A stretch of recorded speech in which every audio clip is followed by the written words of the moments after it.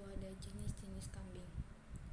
Ada beberapa jenis-jenis kambing, di antaranya itu ada kambing kacang, kambing etawa, ada kambing Jawa Randu, dan ada kambing sinen, ada kambing boirawa, dan juga ada kambing gembrong. Ada beberapa penyakit yang dapat menyerang kambing seperti cacingan, kudis, kembung perut, paru-paru, dan koksidiosis.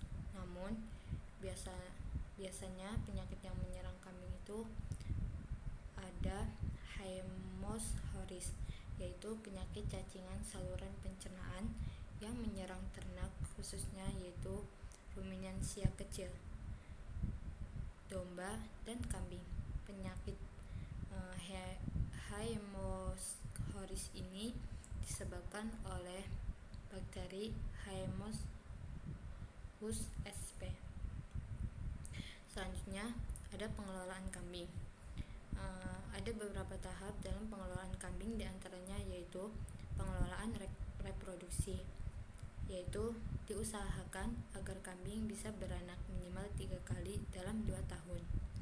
Terus ada ciri-ciri ternak saat melahirkan, yaitu pinggulnya mengendur, kambing tampak besar dan butir susu berisi penuh, alat kelamin membengkak, kemerah-kemerahan, dan lembab, gelisah.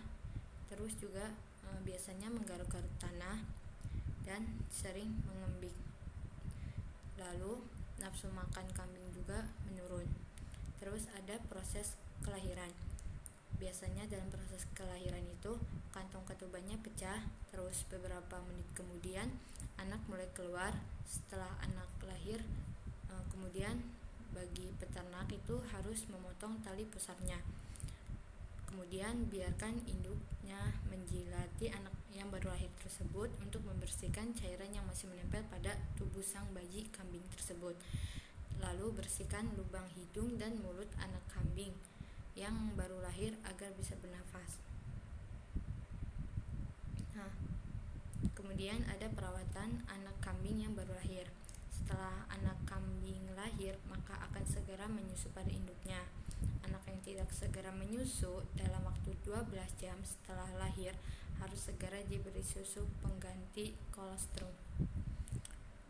Ada cara pembuatan susu kolostrum atau susu pengganti dari sang induk, yaitu campurkan 0,25 sampai 1,5 liter susu sapi atau susu bubuk dengan 1 sendok teh minyak ikan, lalu 1 butir telur ayam, dan setengah sendok makan gula pasir.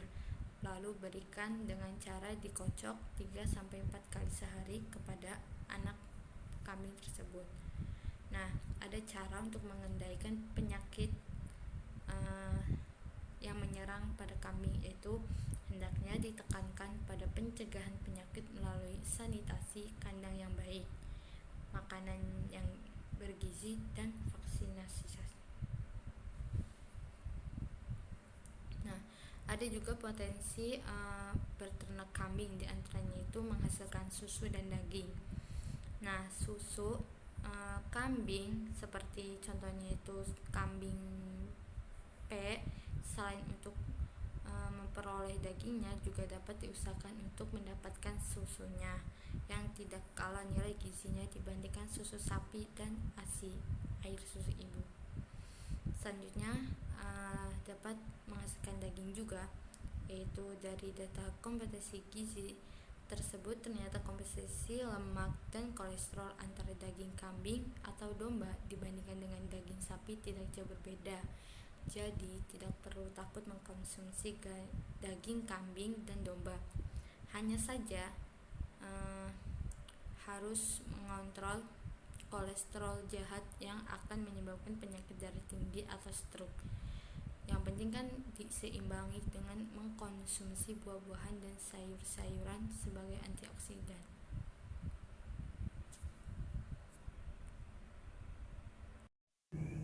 Jenis ruminansia yang ketiga yaitu kerbau.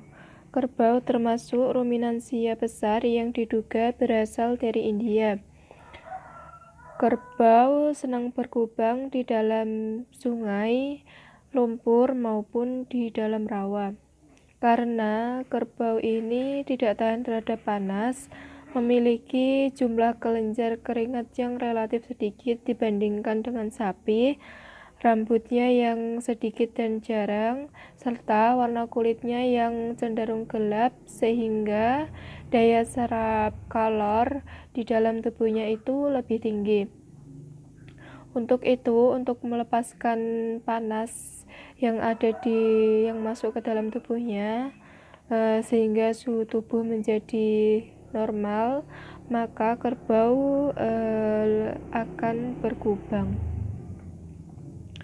Ternak kerbau ini memiliki potensi yang sangat banyak.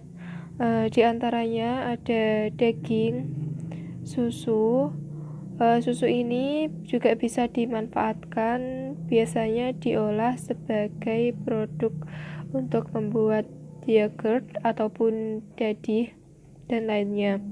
Serta ada kulit, tulang, dan tanduk yang digunakan untuk industri kerajinan seperti sepatu, tas, ukiran. Lalu ada kotorannya juga bisa digunakan sebagai pupuk organik. Kerbau ini memiliki sistem pencernaan yang lebih efisien dibandingkan dengan sapi. Hal ini dibuktikan dengan jika dalam suatu kondisi daerah yang kering di mana diberikan pakan dengan serat kasar yang tinggi, antara kerbau dengan sapi, keduanya akan terlihat, kondisi tubuhnya akan terlihat lebih baik yang kerbau. Kalau yang sapi keadaannya lebih kurus. Tetapi dalam kondisi diberikan pakan ataupun nutrisi yang baik, sapi ini lebih efisien dalam mencerna makanan menjadi daging. Untuk jenis ternak kerbau ada dua, yaitu yang pertama kerbau rawa ataupun lumpur. Sesuai dengan namanya, kerbau ini senang berkubang di dalam lumpur dan rawa. Dan termasuk jenis ternak kerbau yang terbanyak di Indonesia. Sekitar 95% ternak kerbau yang ada di Indonesia itu termasuk kerbau rawa. Kerbau rawa ini umumnya sebagai penghasil daging. Secara fisik tampak lebih liar dibandingkan kerbau sungai. Memiliki konformasi tubuh yang lebih berat dan padat. Warna kulitnya meliputi putih atau albinoid, belang, putih dan hitam, abu terang sampai gelap, bertanduk panjang dan bulat dengan sabit ke belakang. Contohnya bisa dilihat di situ. Untuk yang sebelah kiri itu ada beberapa jenis kerbau rawa yang memiliki variasi warna kulit yang berbeda-beda.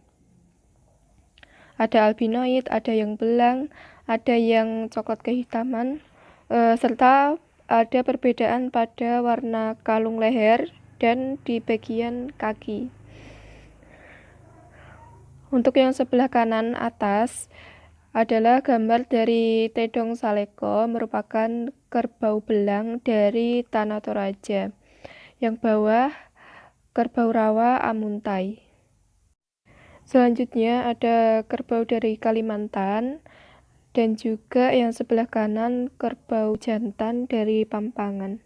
Di situ bisa dibedakan terutama dari bentuk tanduknya antara kerbau Kalimantan dengan kerbau Pampangan. Jenis yang kedua yaitu kerbau sungai. Kerbau sungai ini senang berenang di sungai. Biasanya dijadikan sebagai penghasil susu karena susu yang dihasilkan sangat melimpah dibanding dengan kerbau rawa. Secara fisik, Kerbau sungai memiliki warna kulit yang lebih hitam pekat dibanding kerbau rawa. Tanduknya melingkar rapat seperti spiral, punggungnya lebar, leher dan kepalanya relatif kecil. Untuk contohnya, contoh varietas dari kerbau sungai, di antaranya ada Jafar Abadi yang kiri atas, yang kiri bawah kerbau surti, yang kanan atas kerbau murah, yang kanan bawah kerbau pandarpuri. Kalau di Indonesia, jenis kerbau sungai varietas dari kerbau murah. Kerbau murah ini dipelihara oleh orang-orang Sikh dari India yang ada di Sumatera Utara. Karakteristik reproduksi kerbau. Reproduksi kerbau ini terjadi secara lambat dibandingkan dengan sapi. Hal ini ditandai dengan lambatnya awal dari pubertas atau dewasa kelamin. Pubertas adalah umur di mana sistem reproduksi ternak mulai berfungsi dan organ reproduksinya siap menerima embrio. Umur pubertas setiap ternak berbeda-beda.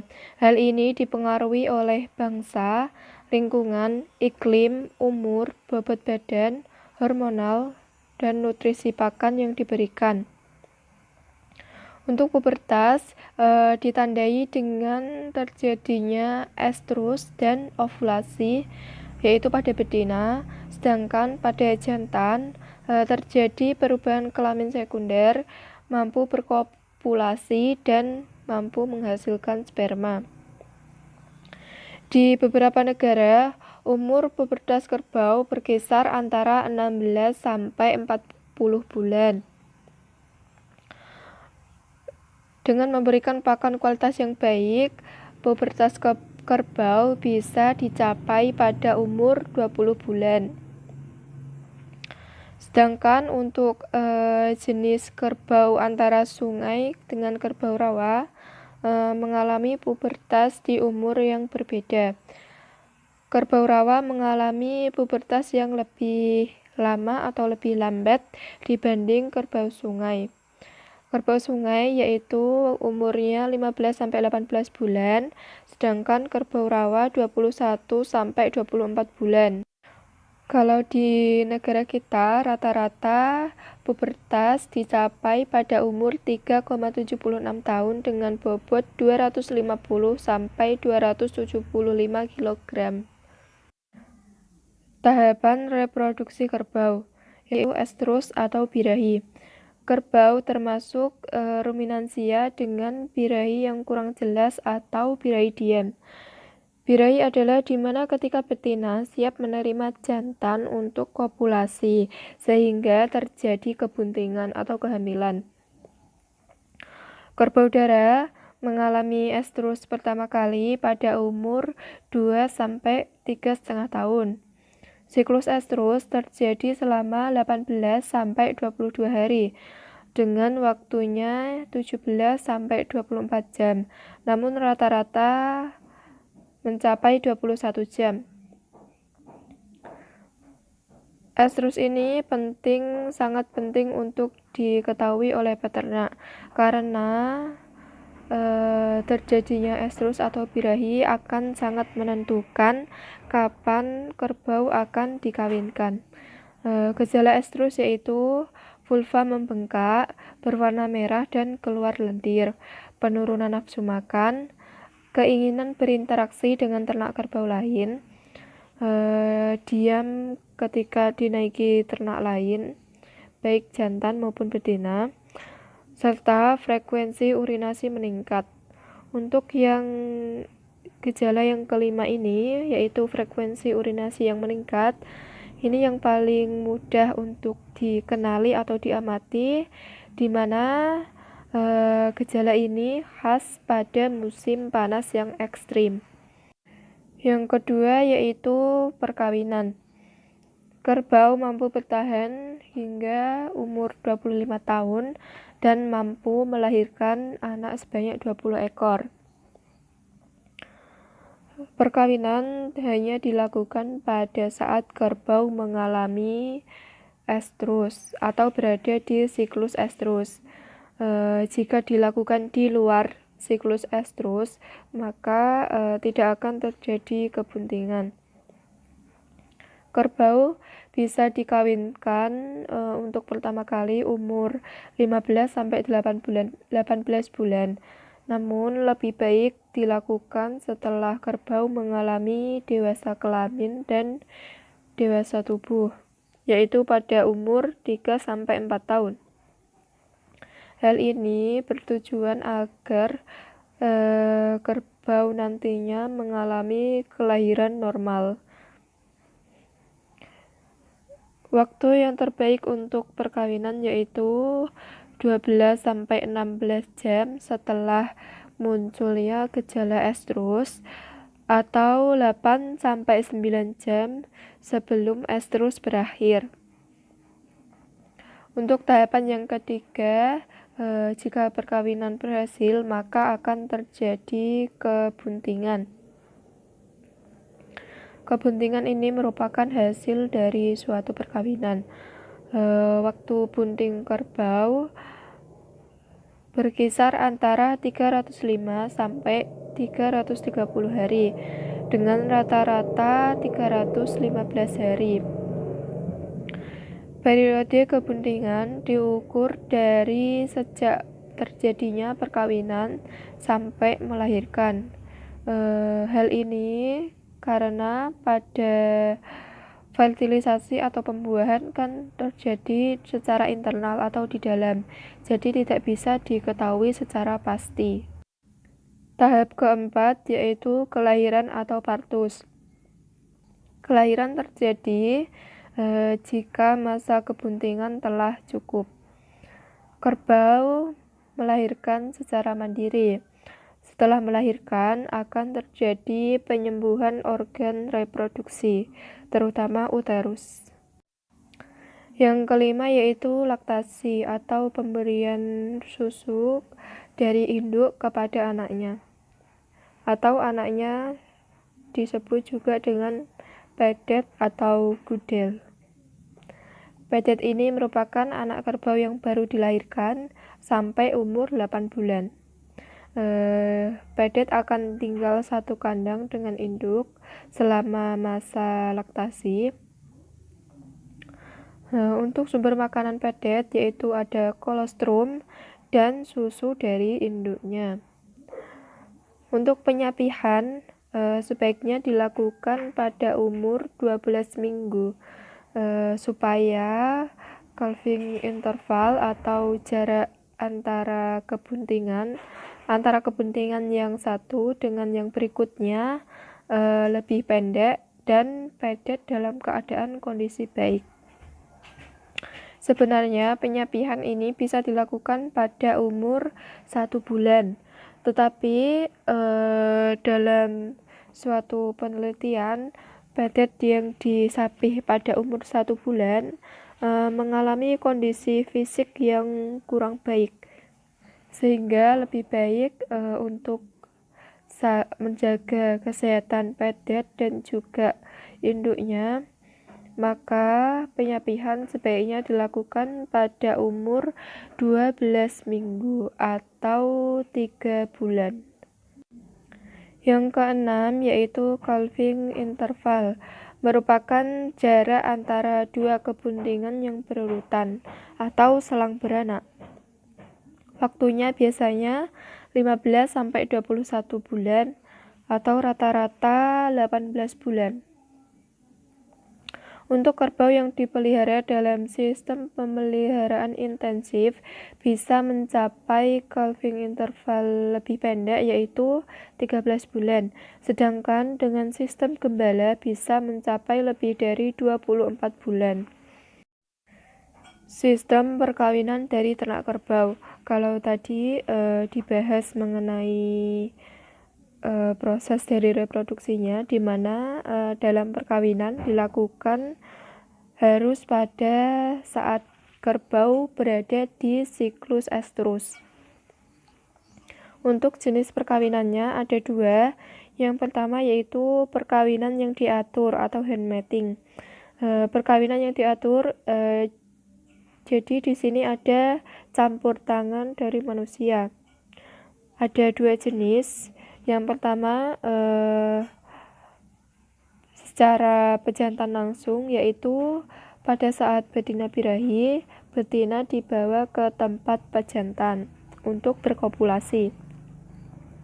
Yang kedua, inseminasi buatan, dilakukan oleh manusia dengan menyuntikkan spermatozoa jantan yang telah diawetkan kepada alat kelamin betina oleh inseminator atau orang yang melakukan inseminasi buatan. Inseminasi buatan ini tidak bisa dilakukan oleh sembarang orang karena berkaitan dengan keberhasilan kebuntingan. Untuk jenis yang kedua yaitu perkawinan alam atau pasture mating. Perkawinan alam ini terjadi di luar campur tangan manusia. Artinya perkawinan terjadi di padang penggembalaan secara bebas dengan rasio pejantan dan betina 1:10. Pejantan 1, betinanya 10. Selanjutnya yaitu komposisi pakan dari ternak kerbau. Pada pembahasan sebelumnya telah dijelaskan mengenai jenis pakan ruminansia yang ada hijauan sama konsentrat. Nah, ini untuk komposisi ataupun takaran dari pakan yang diberikan pada ternak kerbau. Untuk kebutuhan pakan ternak kerbau sebesar 10% dari bobot badannya ini untuk pakan segar, dan untuk pakan kering sebanyak 2,5 sampai 2,7% untuk betina, sedangkan untuk jantan lebih banyak yaitu sekitar 2,7 sampai 3,5% dari bobot badannya. Untuk yang bawah ini ada takaran dari per ekor. Untuk hijauan 35 sampai 50 kg per ekor per hari, yang terdiri dari 70% hijauan dan 30% kacang-kacangan. Sedangkan konsentratnya 2 sampai 5 kg per ekor per hari. Untuk takaran ini karena tadi kebutuhan pakan kerbau adalah pakan segar sebanyak 10%, maka untuk takaran yang 35 sampai 50 kg diberikan kepada kerbau dengan bobot 350 sampai 500 kg. Selanjutnya yaitu ukuran kandang. Ini ukuran kandang dibutuhkan untuk sistem pemeliharaan yang dikandangkan ataupun campuran. Dengan ukuran yaitu per ekor untuk dewasa 1,5 meter kali 2 meter, untuk anak-anak 1 meter kali 0,8 meter. Sedangkan untuk kandang jepitnya 1,2 meter kali 0,55 meter kali 1,5 meter. Penyakit yang menyerang pada ternak kerbau dan cara pencegahannya. Ada beberapa penyakit yang menyerang ternak kerbau. Untuk yang pertama yaitu sura. Penyakit ini disebabkan karena infeksi parasit darah oleh protozoa yang bernama Trypanosoma evansi. Parasit ini ditularkan melalui lalat penghisap darah dari Tabanus sp dan Haematopota sp. Penularannya yaitu dari hewan karir ke hewan peka. Hewan karirnya yaitu ada rusa dan babi hutan, sedangkan hewan pekanya yaitu kerbau sendiri. Untuk vektornya yang membawa parasitnya yaitu lalat penghisap darah. Penyakit ini bersifat kronis, artinya penyakitnya dalam jangka panjang, tidak mendadak ataupun tidak akut dan kurang patogen, namun ada kalanya akut. Kerbau yang terinfeksi Trypanosoma evansi tidak memperlihatkan gejala klinis yang nyata. Namun pada infeksi kronis, kerbau terlihat kurus, lesu, anemia, dan edema pada bagian dada sampai bawah perut, serta suhu rektalnya yang tinggi, yaitu lebih dari 40 derajat Celcius. Cara pengendaliannya ada dua. Yang pertama dilakukan dengan pengobatan, yang kedua dengan kontrol terhadap vektor. Pengobatan dapat dilakukan dengan memberikan obat anti-trypanosoma yang disebut trypanosidal, seperti dari jenis suramin dan isometamidium klorin. Untuk suramin, contohnya ada naganol, dan untuk isometamidium klorin ada tripamidium. Untuk cara yang kedua yaitu kontrol terhadap vektor. Bisa dilakukan dengan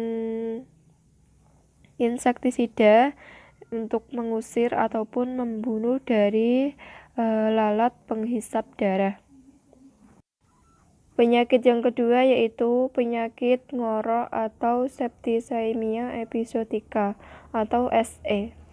Penyakit ini termasuk jenis penyakit yang menular yang bersifat akut dan fatal. Penyebabnya oleh kuman Pasteurella multosida. Ditandai dengan timbulnya atau adanya suara ngorok dan bronkopneumonia akut. Pada kerbau sering ditemukan kasus akut. Kematian terjadi secara mendadak dalam waktu 24 jam tanpa menunjukkan gejala awal, kecuali pada kerbau yang telah dilakukan infeksi buatan. Gejalanya yaitu gejala pada kerbau yang telah dilakukan infeksi buatan, yaitu panas tinggi, tremor, depresi, dan hewan malas bergerak. Kemudian dari lubang hidung keluar lendir dan saliva yang berlebihan. Cara pengendalian dilakukan dengan vaksinasi hewan peka pada daerah endemik SE. Vaksin yang digunakan yaitu vaksin, kalau di Indonesia menggunakan vaksin berajuvan minyak yang diproduksi oleh Pusat Veterinasia Farma atau Pusvetma. Berdasarkan pengalaman, pembebasan SE di Pulau Lombok berhasil dicapai dengan menggunakan program vaksinasi ternak selama 3 tahun yang dilakukan secara berturut-turut. Jenis penyakit yang ketiga yaitu ada fasciolosis atau distomatosis, disebabkan oleh cacing hati atau Fasciola hepatica dan Fasciola gigantica yang dibawa oleh siput air tawar atau Limnea rubiginosa. Bentuk klinisnya ada akut dan kronis. Untuk yang akut, yaitu pada suatu bentuk invasi traumatik pada parenkin hati oleh cacing hati yang belum dewasa. Trauma dan reaksi inflamasi yang berat akan menimbulkan rasa sakit di daerah perut dan sering diikuti kematian ternak dalam beberapa hari. Untuk yang kronis, keadaan yang secara klasik banyak ditemukan adanya parasit cacing dewasa yang menyebabkan kalsifikasi dan fibrosis serta pembesaran pada saluran empedu. Cara pengendaliannya bisa dilakukan dengan cara terpadu dengan melakukan beberapa kegiatan. Di antaranya yang pertama yaitu dengan pengobatan. Pengobatan dilakukan kepada hewan yang terinfeksi dengan flugisida dari triclabendazole. Dapat diberikan 1 bulan setelah selesainya panen terakhir di suatu daerah pada musim kering. Obat ini mampu membunuh cacing Fasciola gigantica yang dewasa. Penggunaan kotoran yang kedua yaitu dengan penggunaan kotoran kerbau sebagai pupuk kandang yang tidak dalam keadaan segar, melainkan sudah dijadikan sebagai kompos. Yang ketiga yaitu menggunakan jerami yang bebas dari Metacercaria sebagai pakan ternak. Yang keempat, melakukan pengendalian secara biologis dan manajemen kandang. Dilakukan dengan menempatkan kandang itik bersebelahan dengan kandang ternak kerbau. Hal ini dapat mengurangi resiko penularan cacing hati karena adanya sifat kompetitif untuk memperebutkan induk semang antara Limnea rubiginosa. Penyakit yang keempat yaitu ada malignant catarrhal fever atau MCF. MCF atau dikenal juga dengan penyakit ingusan adalah penyakit infeksius yang bersifat fatal disebabkan oleh virus. Hewan yang peka terhadap penyakit ini yaitu ada kerbau dan sapi Bali, sedangkan hewan karirnya yaitu domba. Bentuk MCF ada 4, yang pertama perakut, intestinal, ringan, dan klasik. Untuk perakut, ini gejalanya yaitu peradangan mukosa mulut dan hidung. Yang kedua, intestinal, terjadi demam tinggi, eksudat mukopurulen dari mata dan hidung, pembekakan limfoglandula superficial. Sedangkan untuk yang ketiga, gejala klinis tidak teramati. Yang keempat, klasik atau bentuk kepala dan hidung. Gejala klinisnya yaitu demam tinggi, depresi, leleran hidung berbau busuk, cermin hidung kering, dan erosi mukosanya, konjungtivitis dan katarak pada mata, serta adanya erosi pada bagian bawah lidah dan gusi. Masa inkubasi dari MCF ini bervariasi dari 2 sampai 4 minggu. Ada juga yang sampai 10 bulan. Vaksin untuk pencegahan penyakit MCF belum ada sampai saat ini. Oleh karena itu, satu-satunya cara pengendalian penyakit MCF yang paling mungkin untuk dilakukan yaitu dengan mencegah penularan virus dari hewan reservoir atau hewan karir ke hewan peka, yaitu dilakukan dengan memisahkan pemeliharaan kerbau dari domba. Saya Yatin Ekawati, NIM 16. Di sini saya akan menjelaskan hewan ruminansia, yaitu hewan domba. Domba diklasifikasikan sebagai hewan herbivora atau pemakan tumbuhan karena pakan utamanya adalah tumbuhan. Domba lebih menyukai rumput dibandingkan dengan jenis pakan yang lainnya. Domba juga merupakan hewan mamalia karena menyusui anaknya. Sistem pencernaan yang khas di dalam rumen menyebabkan domba juga digolongkan sebagai hewan ruminansia. Klasifikasi domba menurut Kelly dan Bade adalah sebagai berikut. Kingdomnya Animalia, filum Chordata, kelas Mammalia, ordo Artiodactyla, famili Bovidae, genus Ovis, spesies Ovis aries. Domba yang ada di Indonesia yaitu sebagai berikut. Domba Garut atau Priangan, domba ini banyak ditemukan di daerah Garut, Jawa Barat. Domba Tekel Wonosobo, domba ini ditemukan di daerah Wonosobo, Jawa Tengah. Yang ketiga, domba ekor tipis atau domba gembel. Domba ini berasal dari India atau Bangladesh.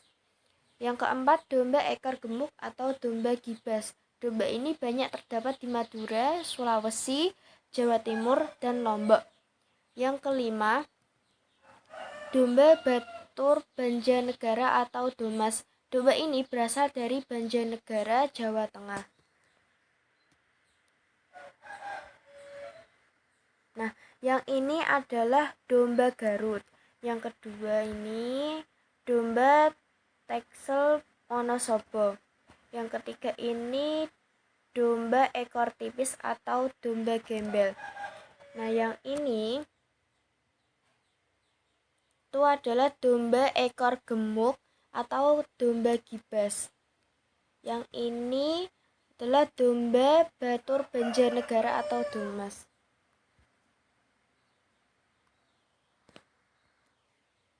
Pemeliharaan domba.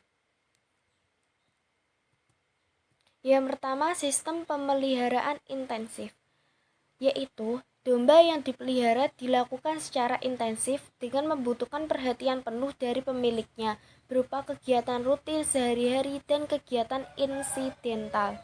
Yang kedua, sistem pemeliharaan semi-intensif adalah kegiatan pemeliharaan ternak domba dengan sistem pengembalaan yang dilakukan secara teratur dan baik.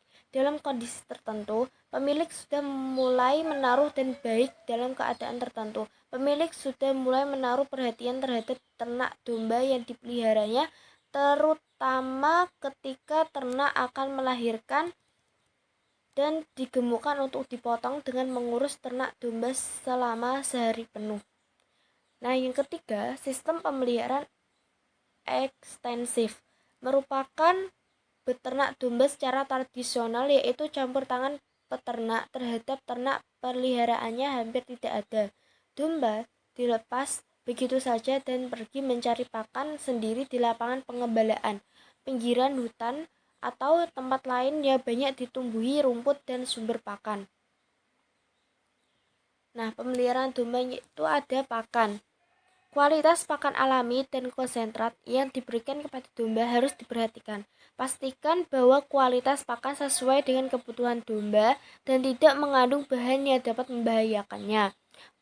Pakan alami berupa rerumputan dapat diberikan dalam kondisi segar setelah dicacah terlebih dahulu. Rumput sebaiknya diambil setiap hari dari lahan agar domba bisa mendapatkan pakan yang masih segar. Yang kedua, perkawinan. Semua hewan ternak, termasuk domba, memerlukan suatu perkawinan yang terarah, bukan perkawinan liar. Hal tersebut karena perkawinan terarah merupakan salah satu cermin perkembangbiakan yang produktif, sehingga semua proses harus diperhatikan. Domba termasuk poliestrus, yang berarti bahwa domba betina yang telah masuk seksual pada setiap periode tertentu akan timbul birahi secara rutin. Nah, dengan demikian, pada waktu tertentu domba dapat dikawinkan yang menghasilkan kebuntingan. Periode birahi pada domba akan selalu terulang rata-rata setiap 15-20 hari sekali. Peristiwa berulangnya kembali masa birahi yang terjadi pada setiap periode tertentu ini disebut siklus birahi. Nah, domba betina hanya mau menerima pejantan untuk dikawini pada periode tertentu saja, yakni pada masa birahi sedang berlangsung. Di luar masa birahi tersebut, domba betina tidak akan mendekat dan tidak mau didekati pejantan. Birahi domba berlangsung selama 30-40 jam atau 1-2 hari. Pada periode yang relatif singkat, inilah perkawinan yang tepat harus dilakukan kedua masa birahi. Selanjutnya, produktivitas domba. Menurut Sumantri, domba lokal mempunyai posisi yang sangat strategis di masyarakat karena mempunyai fungsi sosial, ekonomi, dan budaya, serta merupakan plasma nutfah digunakan dalam perbaikan bangsa domba di Indonesia melalui persilangan antar bangsa domba lokal dengan domba impor. Populasi domba lokal paling tinggi berada di Pulau Jawa yang tersebar di Jawa Barat, Jawa Tengah, dan Jawa Timur.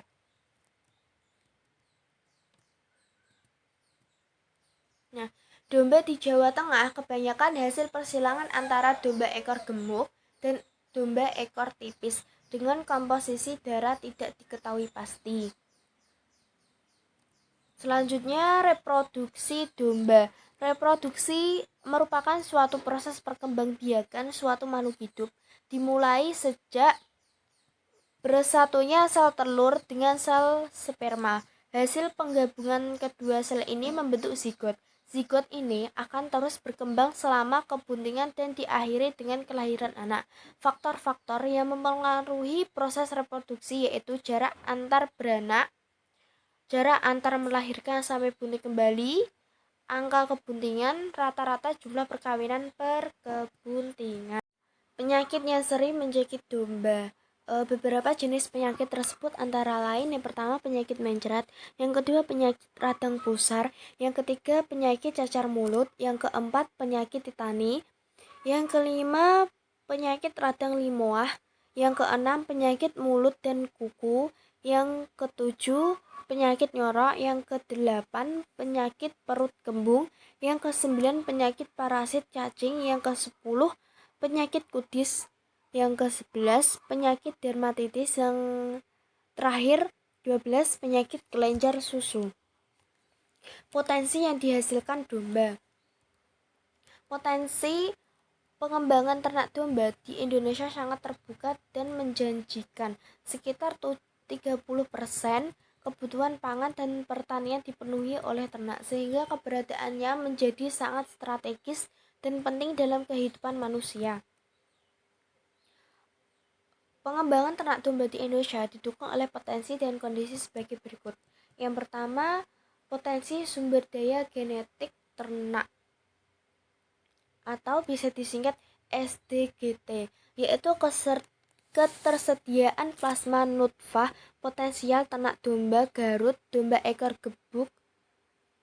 gemuk, domba ekor tipis, dan lain-lain. Yang kedua, potensi sumber daya manusia atau SDM, seperti ilmuwan dari perguruan tinggi, lembaga penelitian, balai penelitian, serta para peternak domba. Yang ketiga, potensi kelembagaan yang terkait dengan ternak domba seperti unit pelaksana teknis daerah UPTD, balai embrio transfer atau BET, balai inseminasi buatan atau BIB, dinas peternakan, peternak, kelompok peternak domba dan kambing, organisasi profesi atau HPDKI, juga pasar ternak domba di dalam dan luar negeri.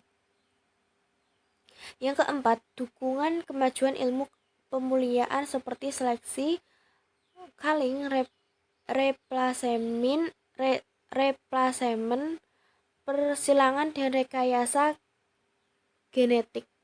Yang kelima, kemajuan industri obat-obatan ternak, peternakan rakyat atau kelompok peternak dalam produksi bibit sebar dan bibit induk, daya dukungan perkebunan, lahan-lahan kritis, areal kehutanan, dan lahan penganggunan yang dapat dijadikan basis ekologi peternakan domba. Beberapa kelebihan ternak domba dibandingkan ternak besar lainnya adalah: yang pertama, ternak domba relatif kecil dan cepat dewasa, sehingga usaha ternak ini memiliki keuntungan ekonomi yang cukup tinggi. Yang kedua, domba merupakan ternak ruminansia kecil yang dalam pemeliharaannya tidak memerlukan lahan yang luas. Yang ketiga, modal investasi usaha ternak domba relatif kecil. Yang keempat, modal usaha lebih cepat berputar dibanding jenis ternak ruminansia besar lainnya. Yang kelima, terakhir, ternak domba memiliki sifat suka bergerombol atau berkumpul, sehingga mudah dipelihara. Nah, secara umum, usaha peternakan berdasarkan skala usaha dan tingkat pendapatan peternak diklasifikasikan sebagai berikut. Yang pertama, sebagai usaha sambilan. Nah, tingkat pendapatan peternak tidak lebih tinggi dari 30% total pendapatan. Dalam segala usaha ini, beternak domba hanya sebagai usaha sambilan. Tujuan pemeliharaan untuk mencukupi kebutuhan sendiri. Usaha sambilan menjadi tulang punggung penyediaan domba di tanah air dengan tingkat pendapatan kurang dari 30%. Yang kedua, sebagai cabang usaha. Skala ini disebut usaha terpadu atau mixed farming. Hal ini ditandai dengan peternak mengusahakan pertanian campuran semi komersial dengan beternak domba sebagai cabang usaha. Pendapatan petani sekitar 30-70% dari total pendapatan. Yang ketiga sebagai usaha pokok. Dalam skala ini, beternak domba sudah menjadi usaha pokok. Sementara itu, usaha lainnya seperti tanaman pangan dan hortikultura hanya sebagai sambilan tingkat pendapatan peternak 70-100%. Yang keempat, sebagai usaha industri. Sebagai industri yang berorientasi bisnis, beternak domba menjadi suatu usaha pemeliharaan dengan komoditas terpilih dan tingkat pendapatan mencapai 100%. Nah, secara spesifik, beternak domba mempunyai minimal dua potensi keistimewaan, yaitu dalam sistem reproduksi dan sifat beranak kembar yang jarang dimiliki ternak lain. Domba dapat beranak sepanjang tahun tanpa terpengaruh musim. Pemanfaatan sifat reproduksi tersebut, peternak dapat meningkatkan jumlah anak domba hampir 2 kali lipat.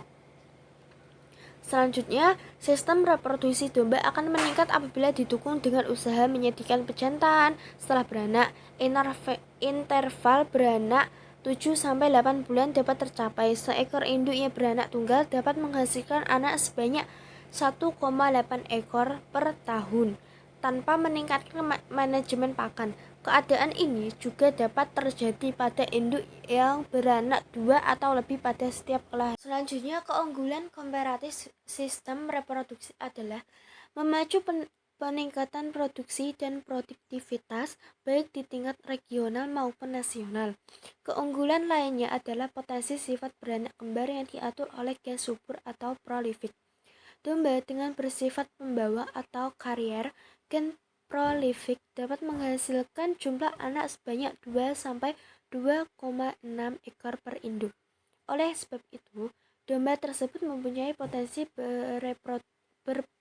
berproduksi antara 2-3 kali lebih tinggi daripada domba yang beranak tunggal. Strategi untuk meningkatkan domba beranak kembar adalah penerapan manajemen pemeliharaan dan input produksi. Berdasarkan kajian Badan Penelitian dan Pengembangan Pertanian, sasaran pengembangan ternak domba dalam 10 tahun mendatang ditujukan untuk menambah produksi sampai 5 juta ekor per tahun. Artinya, diperlukan penambahan populasi induk sedikitnya 4 juta ekor guna menghasilkan anak 6 juta ekor per tahun. Wow. Pengembangan wirausaha ternak domba mampu menciptakan lapangan kerja baru, baik menjadi peternak mandiri maupun terlibat pada sektor hulu dan hilir. Pengembangan wirausaha ternak domba tidak hanya dipandang dari aspek budidaya pada tingkat petani ternak, tapi juga didasari basis kewirausahaan atau entrepreneurship yang kuat. Nah, sekian dan terima kasih penjelasan dari kelompok 4 tentang budidaya hewan ruminansia. Apabila ada kesalahan baik penulisan maupun tutur kata, mohon dimaafkan. Wassalamualaikum warahmatullahi wabarakatuh.